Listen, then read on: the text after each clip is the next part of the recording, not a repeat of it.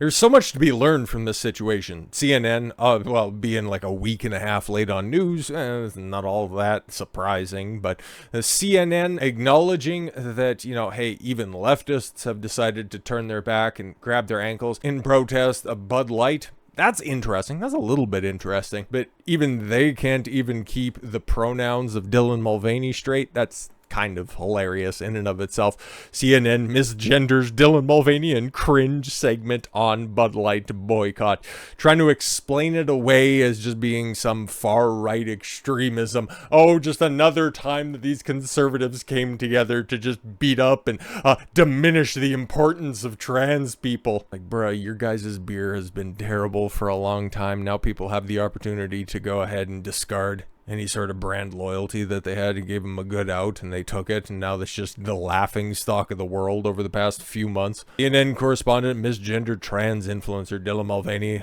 during a Tuesday segment on Bud Light's faltering sales, spurned by a backlash from right-wing personalities like musician Kid Rock. Yeah. On CNN News Central, anchor Kate Bolden, began by noting that the beer giant's sales fell 28% over last month, losing the crown of America's favorite beer, most popular beer. Well, it's not even in the top 10 list anymore. But also, in regards to sales, losing that crown to Modelo Especial, which you would think that maybe CNN would be running with the headline that now there is diversity in light beer, but no. It's just those dastardly right-wingers just exercising their newfound power, and we don't like that anymore. You guys are all bigots because you don't want to drink the tranny fluid. Bolden then introduced CNN national correspondent Ryan Young, who had conducted street interviews in a lingering culture war flashpoint with two individuals who seemed to support the boycott and one who appeared not to. It's quite simple. People just don't want it shoved in their throat. Pause. One man said, critical of the marketing campaign. The woman chimed in on the same lines. No, Bud Light. Because it's like, I have grandchildren, and we need to put that in we don't need to put that in young kids' heads. All right. The third person told Young, he was in a bar when another patron said he was done drinking Bud Light. And everybody else in the bar kind of rolled their eyes at him, he recalled. Yeah, I'm sure. There was one guy who was there, but somebody made a bad joke at a bar, but everybody looked at him as like, oh my God, I thought we were past that. Young went on to give an example of how Bud Light has also received negative attention from the pro-gay side after he distanced himself from Mulvaney. In Chicago, Young said, one bar was telling us basically that they're not going to serve it because they don't like the way Dylan Mulvaney was treated. What? It cost their company $27 billion in market cap. Is there anything that we can do for you? Ugh. Young then explained who Mulvaney is, but used the incorrect pronoun. Oh my God. See, this is a reprint from Daily Beast, another leftist rag, so it just goes to show you that these people don't actually need to be worth your time when it comes to doing business with them, because that's all they care about, the superfluous shit, instead of actually making money. This is, like, these types of arguments, using correct pronouns, oh my God. Racism, sexism, all of that type of just nonsense that everybody looks at kind of with a sideways glance and goes, this is just poor people issues. This is why they never provide you any value. That's why these CNN personalities are so interchangeable. They just read the teleprompter, shuffle along to the next host. They don't make the world a better place. They just make it a dumber, more obfuscated place. He, of course, is a transgender person. They were going to sponsor and go along with Bud Light, Young said. But they didn't like how Bud Light didn't stand by him after all this. In a separate segment on Tuesday, Young said that a visit to Kid Rock's namesake Nashville bar showed that, despite the musician angrily shooting up cans of Bud Light and campaigning for a boycott, the product was still available for purchase. Oh my God, confirming the fact that yes, you can still buy Bud Light beer at Kid Rock's bar. Now, did you follow through on that, or was that just one of those investigations where it's like, we got you, okay, it's still on your menu, well, can you buy it? We didn't go that far. Budgets are tight at CNN. We just keep firing people because we're not a profitable place. But anyways, speaking of unprofitable businesses, like that segue, former Anheuser Busch executives warns of layoffs as Bud Light sales struggle.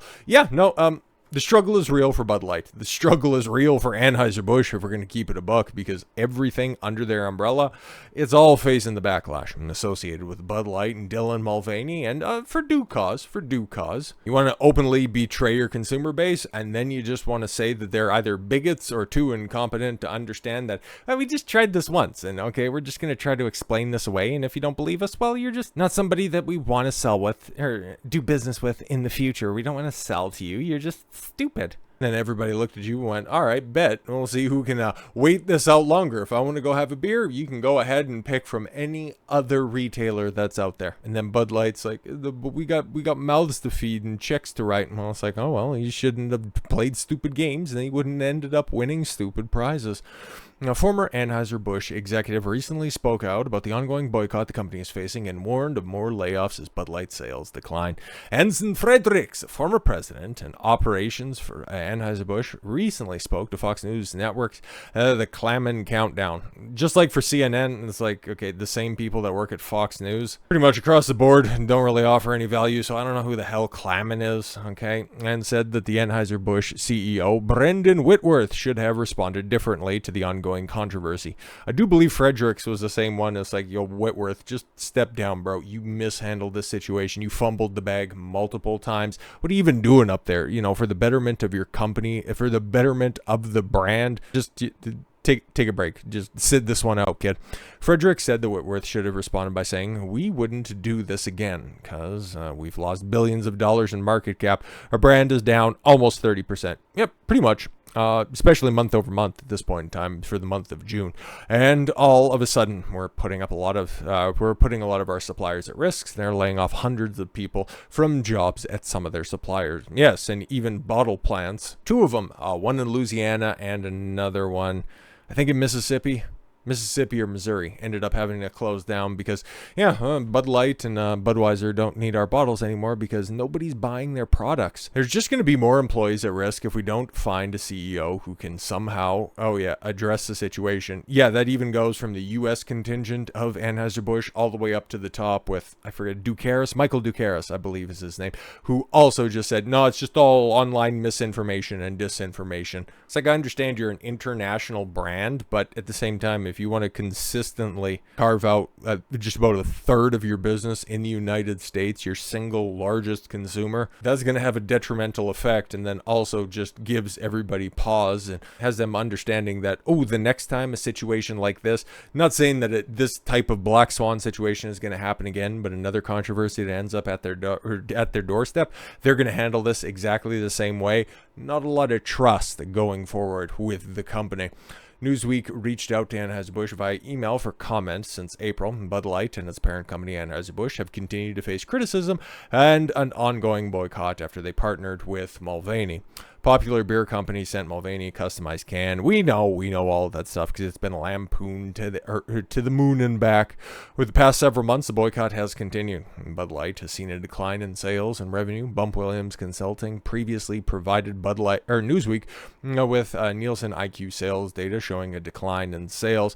In the week ending July 1st, it's down 28% compared to the same period a year ago, which we're still waiting on the Independence Day long weekend data, and that's going to be atrocious. I guarantee that, even with all of the free beer that's out there, because photos posted on social media earlier this month showed several cases of Bud Light left on the shelves. It would be easier to find and post the photo of anybody that's actually taken Bud Light or Budweiser off of the shelves, because the social media full of all of those pictures and videos of shelves upon shelves of fully stocked Anheuser-Busch products, while everything else has been subsequently picked over, even at a much higher price than what Anheuser-Busch is offering their products for. But when it comes to people actually willingly drinking and willingly paying for, at least going through with the purchase process of getting Bud Light, shout out to the one guy who just went to a convenience store, picked up everything, and just decided to skedaddle out of there.